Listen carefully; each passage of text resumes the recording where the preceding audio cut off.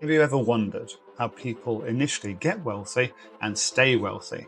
Well, one of their biggest secrets is to consistently track their net worth. In this video, I'll show you how to understand and track your net worth and why it's critical for achieving financial health, no matter where you're starting from. You'll learn what information you need, how to calculate your net worth, and I'll go through a simple, beginner-friendly net worth tracker that you can download. What gets measured gets managed. Peter Drucker. So what is net worth and why is it important? Well, net worth is a snapshot of your financial health. It's a single number that tells you how much you own minus how much you owe. There's a number of reports produced across different countries. Here's one from the US and there's one from the UK talking about net worth at different ages for a comparison. So tracking your net worth can help in a number of ways. It can help build healthy financial habits. Seeing your net worth can be a powerful motivator to save more, invest more wisely, and pay down debt. There's some evidence that says that you could reach your goals quicker by tracking your net worth. Tracking progress helps you stay focused, adjust strategies, and reach your financial milestones quicker. Think of it as a financial progress report. Understanding your net worth can help optimize your investments and make informed financial decisions. It makes your money work for you harder. And how do you calculate net worth? Well, it's pretty simple, really. You list everything you own that has value, such as cash in a savings or checking account, investments like stock, bonds, and retirement accounts, your home equity, the value of your home minus your mortgage, and other valuables such as cars, jewelry, collectibles. List all your liabilities. That's things like mortgages, student loans, credit card debt, personal loans. And then the formula essentially is your net worth equals your total assets minus your total liabilities. So what does a simple net worth tracker look like?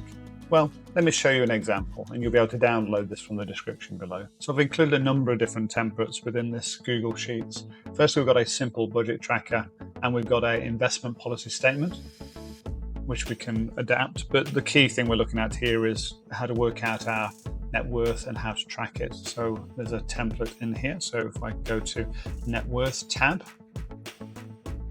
and the way this is split out is at the top we have all our assets. So that starts with our investments.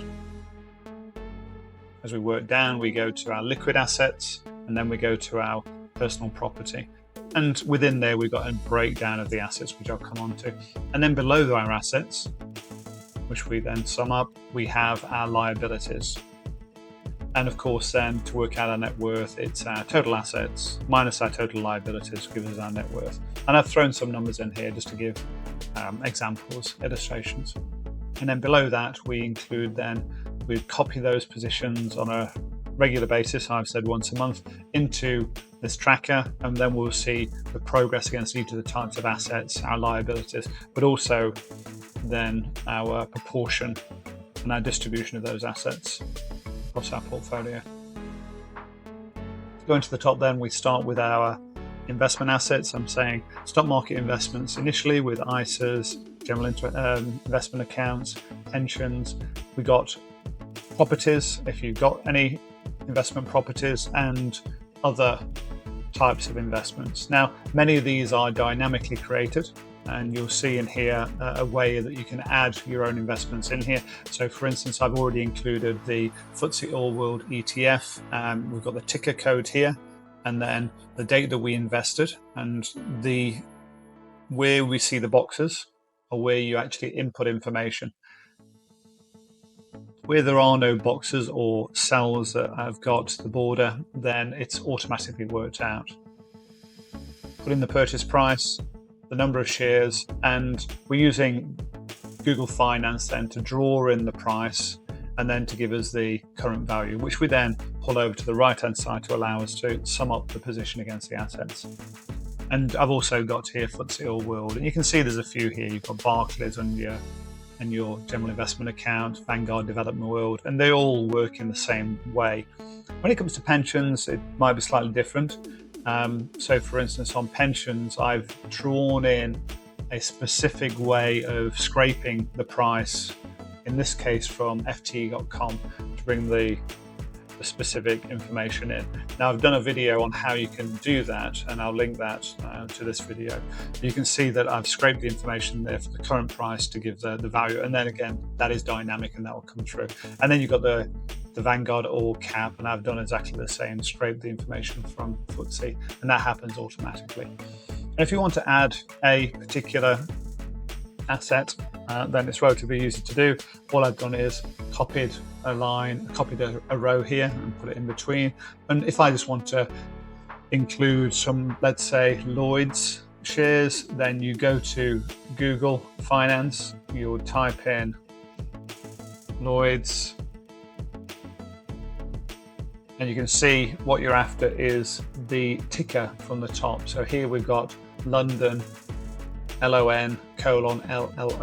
So we grab that, and essentially that gets posted into here where the ticker is.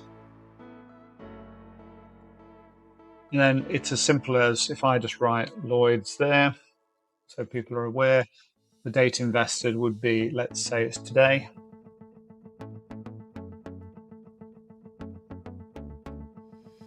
How long is invested will be automatically worked out if we then drag this down, and well, let's just change that to yesterday, so it's got something to work against.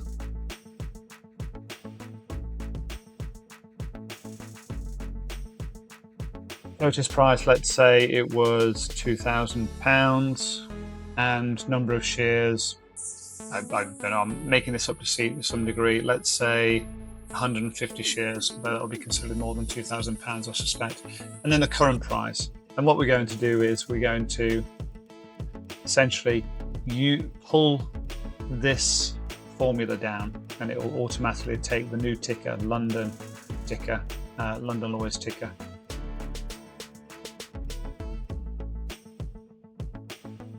I've obviously done something wrong there. There we go. So I'd obviously put a space in London Lloyd's, and then we can take this down to get the current value. And then similarly, we can draw this cell down to get the value, and that will then top up this subtotal. And similarly, you can add this in. Now, if you don't want to mess around with the prices, etc., all you need to do is put the current value, so you can go and collect the value from the relevant brokerage and put the values in here. And that's particularly pertinent to perhaps your property values, where you might not have an understanding of what the current value is, but you've got an estimate and they can always go in. So what we've got under the properties is the different properties, when you bought them, but also the purchase price, the current value, how much the loan is, and therefore how much equity you have in that property remaining, and that's being pulled across. Finally, other investments, you might have gilts or alternatives. Again, you can just put the information in as to the value of those particular investments, as opposed to anything else. And I've just put those in here, and that gets pulled across as the value of the investments. Then under liquid assets, similarly on this one, it's unlikely you're going to be able to draw this information in directly, although I know there are some apps that do that. But here you're listing out the different accounts that you have. You might have current accounts, high interest savings accounts, cash ISAs. You may also have business assets that you want to include in here, or premium bonds or other types of liquid assets that you have available. This is just a current position of the current value that we're including, and again that gets drawn across to give you the total. And then there's personal property. There's preferences here. Some people don't include their personal property in their net worth. I do include it, but only the equity. So here you might have a first home, second home, for instance.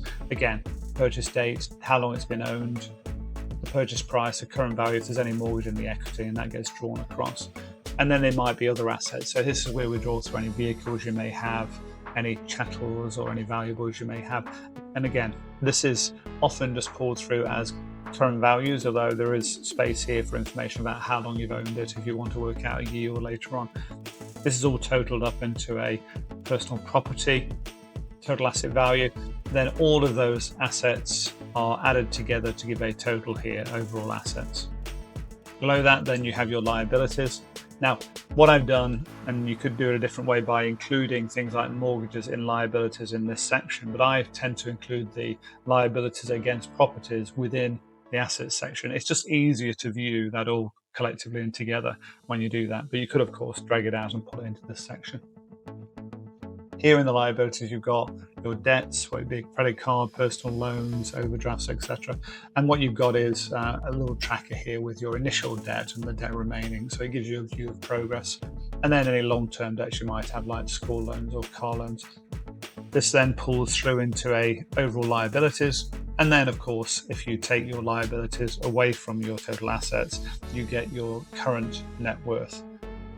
Then what we do is we take each of those elements, the liquid assets from above, the investment assets, the liquid assets, and the personal assets, and we add them in on a month-by-month basis. So for December, we would add the December's figures, we would add the liabilities in, and we just grab it by copying here into the relevant table.